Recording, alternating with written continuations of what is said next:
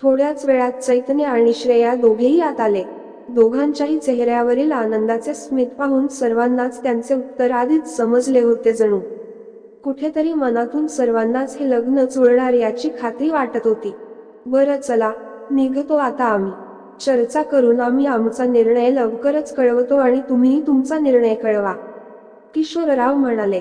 हो हो नक्कीच. भाऊसाहेब रावांनी देखील हसून प्रतिसाद दिला. अगं कल्पना, हळदी कुंकू लाव की त्यांना. ते वढ्यात रेणुका आजी बोलल्या. सारिकाताईंनी आणि कल्पनाताईंनी मग कलाताईंना हळदी कुंकू लावले. श्रेयाने त्यांचा आशीर्वाद घेतला आणि त्या जायला निघाल्या. एकंदरीतच सगळ्यांच्या चेहऱ्यावर आनंदी भाव दिसत होते. न राहवून चैतन्याने चल येतो म्हणत श्रेयाला नजरेतूनच इशारा केला. स्वयंपाकाचे तेवढे पाहून घ्या वकील साहेब आणि पुढच्या पेपरची वेळ मी कळवेनच लवकर. हळू चेवून ईशाने चैतन्याला या गोष्टीची जाता जाता आठवण करून दिली आणि त्याची तंद्री तिने भंग केली. तसा श्रेयासाठी ओवीला चैतन्य पसंत होताच, पण चैतन्याची खेचण्यात तिला वेगळीच मजा येत होती. चैतन्याला आता हसूच आवरेना, कारण ईशा त्याची खेचत आहे हे हळूहळू त्याच्या लक्षात येत होते. पण परिस्थितीचे भान ठेवत त्याने हसू कंट्रोल केले आणि सर्वांच्या मागून तो तसाच बाहेर पडला. ईशाने चैतन्याच्या कानात काहीतरी सांगितले हे कल्पना काकीने मात्र बरोबर पाहिले. पाहुणे गेल्यानंतर काकीने सर्वांसमोर ईशाला हटकलेच. ईशा, यावेळी मला कोणतीही गडबड नकोया. कल्पना काकी थोडी रागातच बोलली. मी काय केले पण? ईशाने देखील करून सवरून मी नाही त्यातली असा आवडला चेहऱ्यावर. मग मगाशी मुलाच्या कानात काय सांगितलेस तू जाता जाता? कल्पना काकीनेही कोड्यात न बोलता स्पष्टच विचारले. ते मी तुला का सांगू? आमचं सिक्रेट आहे ते. भुवया उंचावात ईशा तोऱ्यातच उत्तरली. श्रेयाला खूप हसू येत होते. मनातून ती खूपच आनंदी होती. फायनली तिला तिच्या स्वप्नातील राजकुमार मिळाला असे तिचे मन तिला सांगत होते. हे बघ ईशा, यावेळी सुद्धा काही गडबड तर केली नाही ना तू? सारिकाताईंनी काळजीपोटी लेकीला विचारले. कारण इतके चांगले स्थळ हातचे जायला नको म्हणून त्याही काळजीत पडल्या. नाही ग आई, तसे काहीच नाही. उलट दी आणि वकील साहेबांचे लग्न होणार याची खात्री आहे मला. अगदी शांतपणे ईशा बोलली. तुझ्या तोंडात साखर पडो बाई. कल्पना काकी देखील हसतच बोलली. पण काय ग श्रेया, तुला पसंत आहे ना मुलगा? सारिका काकीने विचारले तशी श्रेयाने लाजून खाली मान घातली. आता ईशाला पसंत आहे म्हटल्यावर श्रेयाला सुद्धा पसंत असणारच ना ग सारिका? हसतच कल्पना काकी बोलली. दोन्ही जावांनी मिळून दोन्ही लेकींची खेचायला सुरुवात केली. पण तरीही एकदा सांग ना ईशा, काय सांगितलेस तू मुलाच्या कानात? कल्पना काकीने उत्सुकतेपोटी पुन्हा एकदा विचारले. नको ग, जाऊ दे. विशेष असं काहीच नाही. उगीच तुला समजले तर तू मलाच ओरडशील. नाही ओरडणार बाई, पण सांग तरी. लग्नाआधीच मेहुणीबाईंनी कसली सेटिंग लावली आहे ते? चेहऱ्यावर मोठी स्माईल आणत आणि भुवया उंचावत कल्पना काकी बोलली. हे काकी, असे काहीच नाही आ. मी कशाला सेटिंग लावू? आणि अजून मेहुणी झाली नाही बरं मी त्यांची. होईल तेव्हा पाहू सेटिंग लावायची की नाही ते. बाकीचे सोड सगळे, पण खरंच तसे काहीच नाही ना? आता सारिकाताईंनी रागातच विचारले. नाही ग आई, बस थोडीशी गंमत केली. यापेक्षा जास्त काहीच नाही. मग सांगायला एवढी घाबरतेस का? कल्पना काकी पुन्हा बोलली. कल्पनाताई आणि सारिकाताईंनी मात्र ईशाचा पुरेपूर पिच्छा पुरवला. अरे काय सुरू आहे तुमचे? का तुम्ही दोघी तिच्या मागे हात धुवून लागल्या आहात? बस झालं आता. नेहमीप्रमाणेच भाऊसाहेब काकांनी ईशाची बाजू घेतली. अहो, तुमची लाडकी ईशा कधी आणि काय घोळ घालून ठेवेल याचा काहीच नेम नाही बरं का? कल्पना काकी थोडं स्पष्टच बोलली. हो खरंच आहे ताई, काय करावं माझ्या ईशाचं काहीच कळत नाही मला. तिच्यातील हा अल्लडपणा कधी कमी होणार देवच जाणे.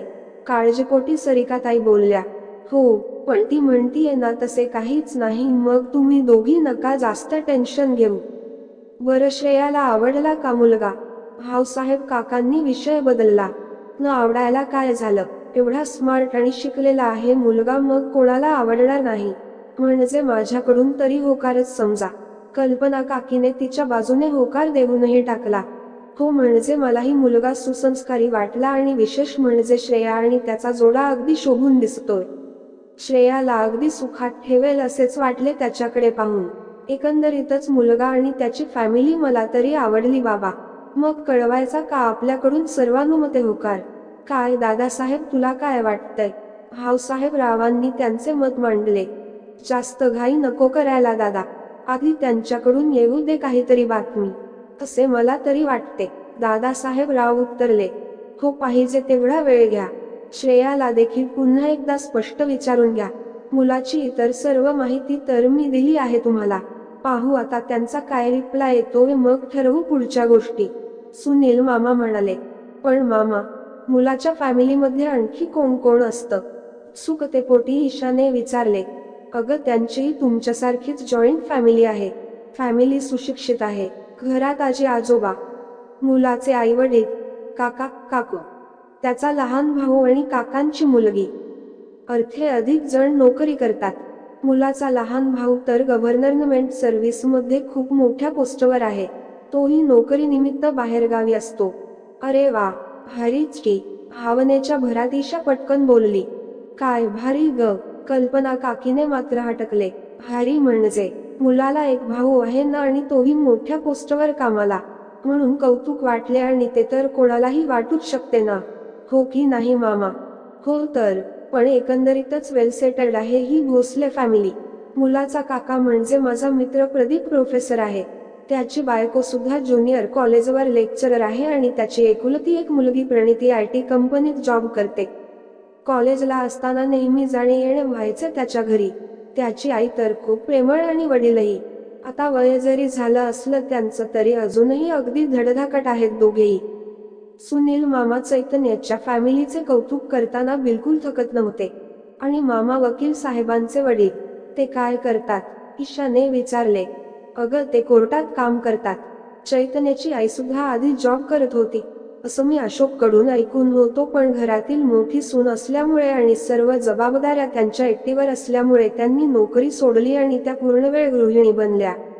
सर्वांनीच जर नोकरी केली तर घर कोण सांभाळणार, असा विचार करून त्यांनी नोकरीला स्वेच्छेने रामराम ठोकला आणि घर मात्र अगदी एकीने सांभाळले त्यांनी, तेही अगदी विनातक्रार.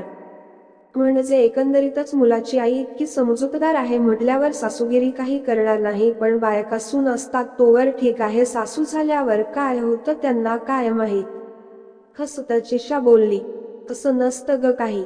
आपल्याकडे बघ या उलट परिस्थिती आहे आणि प्रत्येक नात्यात एक ठराविक स्पेस आणि एकमेकांना समजून घेण्याची भावना असली की मग सासू सूनच नाही तर इतर कोणतेही वाद टाळता येतात बरं का ओवी. सारिका ताई बोलल्या. हो बरोबर आहे आई तुझे, पण आजकाल ही स्पेस प्रत्येकाला मिळेलच असे नाही. आणि एकमेकांना समजून घेण्याची भावना देखील कमी झालेली आहे लोकांची. त्यामुळे हे वाद अटळ आहेत, असे मला वाटते. काय हे, कुठून कुठे चाललाय हा विषय? उगीच नकारात्मक विचार नको हा ईशा. कल्पना काकी बोलली. नकारात्मक नाही ग काकी, पण रियालिटी आहे ही. ते काही का असेना, पण सगळं काही ठीक असताना उगीच काही खुसपट नको काढूस. मुलाच्या आईला तर तू आज भेटलीच आहेस. मलाही त्या शांत, समंजस आणि सुस्वभावी वाटल्या. आणि आता हे स्थळ तरी हातचे नाही जाऊ द्यायचे मला. काहीही झाले तरी ह्या वर्षी श्रेयाचे लग्न व्हायलाच हवे. म्हणजे काय, होणारच आहे की, आणि म्हणूनच सगळ्या बाजूने विचार व्हायला हवा, ईशा म्हणाली. हो पण इतकाही विचार बरा नव्हे ना, ज्यामुळे आपलेच नुकसान होते. एकंदरीतच कल्पना काकीला ईशाचे म्हणणे काही पटत नव्हते. अगं कल्पना, तिच्या बोलण्याचा उद्देश तुला समजलाच नाही. उलट ईशा बरोबर बोलत आहे. कारण लग्न म्हणजे काही भातुकलीचा खेळ नाही. प्रत्येक निर्णय खूप विचारपूर्वक घ्यायला हवा. ईशाच्या बोलण्याला दुजोरा देत भाऊसाहेब राव बोलले. बरं बाबा चालू दे तुमचं, विचार करून काय तो निर्णय घ्या. असे म्हणून कल्पना काकी तिच्या कामाला लागली. पण मामा एवढ्या मोठ्या फॅमिलीत कसा निभाव लागेल रे माझ्या दिचा, ईशा काळजीपोटी बोलली. अगं का नाही लागणार, तिला एकत्र आणि मोठ्या फॅमिलीचा अनुभव आहेच की आधीपासून, आणि सगळी माणसं आधीपासून ओळखीची आहेत माझ्या. सगळेजण आपल्या श्रेयाला खूप जीव लावतील. उलट अशात फॅमिलीत तिचा निभाव लागेल बघ. हो पण इथे वेगळं तिथे वेगळं, अनोळखी घरात सगळेच वातावरण वेगळे असेल ना. ईशाची श्रेयासाठीची काळजी पाहून कल्पना काकींच्या डोळ्यात आसवांची दाटी झाली. भिंतीच्या आडून कल्पना काकी सर्व काही ऐकत होत्या. अगं प्रत्येक मुलीसाठी सासर अनोळखीच असते, सुरुवातीला हळूहळू तिला सवय होते सगळ्यांची. सुनील मामा बोलले. म्हणजे मामा ह्यावेळी खरंच सासरी जाणार? कातर स्वरात ईशाने विचारले. ते तर केव्हा तरी होणारच आहे बाळा. एक ना एक दिवस तूही जाशील भुरकन उडून. कोणत्या मुलीला चुकले आहे ते बरं मला सांग, तुला आवडला ना मुलगा? सुनील मामांनी ईशाला प्रश्न केला. हो, म्हणजे अगदीच साधा आहे ओ बिचारा. दिला नक्की सुखात ठेवेल. आतापर्यंत इतकी मुलं पाहून गेली दिला, पण हा वेगळाच वाटला मला. चला म्हणजे आता खऱ्या अर्थाने आपला होकार कळवायला हरकत नाही. भाऊसाहेबराव आणि दादासाहेबराव एकमेकांकडे पाहून हसतच बोलले. रात्रीची जेवण आटोपल्यानंतर सर्वांनी पुन्हा एकदा श्रेयाला शांतपणे विचारले. तिचा होकार मिळाला आणि एकमताने सगळ्यांचा विचार फायनली पक्का झाला. मुलाकडून देखील होकार येणार याची खात्री होती सर्वांना. थांबा, मी साधना आत्याला फोन करून ही आनंदाची बातमी सांगते, ईशा म्हणाली. खरं तर आज आत्या असायला हवी होती ना इथे, श्रेया बोलली. हो ना, ईशाने लगेचच मग साधना आत्याला फोन करून सर्व काही सांगितले. नंतर भाऊसाहेबराव देखील बहिणीसोबत बोलले. आपल्याकडून होकार असल्याचे त्यांनी साधनाला सांगितले. साधना आत्याला देखील खूपच आनंद झाला. 2च दिवसांत सुनील मामांनी अशोकरावांना फोन करून त्यांच्या बाजूने मग होकार कळवला. आम्हाला देखील तुमची श्रेया पसंत आहे, म्हणत अशोकरावांनीही श्रेया आणि चैतन्याच्या लग्नाला हिरवा कंदील दर्शवला. आज दानवे आणि भोसले कुटुंबात आनंदाचे वारे साऱ्या घरभर वाहायला सुरुवात झाली होती. तब्बल 24 मुलींना रिजेक्ट करून भोसलेच्या चैतन्याने अखेर दानवेच्या श्रेयाला पसंती दर्शवली. लेकाने मुलगी पसंत केली नि आई वडिलांच्या आनंदाला पारावार उरला नाही. दोन्ही घरांतील हा पहिलाच विवाह सोहळा, त्यामुळे प्रत्येकाच्या चेहऱ्यावरून आनंद अगदी ओसंडून वाहत होता. तशी समरने थोडी जास्तच वाट पाहायला लावली याबाबतीत घरच्यांना तिळमात्रही शंका नाही. कलाताई, अहो, यावर्षी तरी खायला मिळणार की नाहीत आम्हाला चैतन्याच्या लग्नाचे लाडू, म्हणत आजूबाजूच्या बायका गेल्या काही दिवसांपासून चैतन्याच्या आईच्या मागे अगदी हात धुवून लागल्या होत्या असे म्हणायला हरकत नाही. चैतन्याने मुलगी पसंत केली आणि सर्वांच्या प्रश्नांना अखेर पूर्णविराम मिळाला. आजूबाजूला बातमी समजताच सर्वांनी भोसले कुटुंबावर शुभेच्छांचा वर्षाव सुरू केला. फायनली सून घरात येणार म्हणून कलाताई आणि किशोरराव दोघांनीही मनोमन देवाचे आभार मानले. सासू सासरे म्हणून आता त्यांचे प्रमोशन जे होणार होते. दानवे आणि भोसले दोन्ही कुटुंब अगदी एकमेकांच्या तोडीस तोड होती बरं का. त्यात श्रेया आणि चैतन्य दोघेही उच्चशिक्षित तसेच एकमेकांना अगदीच अनुरूप होते. मग काय, जास्त वेळ न दवडता दोन्ही घरच्यांनी या लग्नाला पसंती दर्शवली.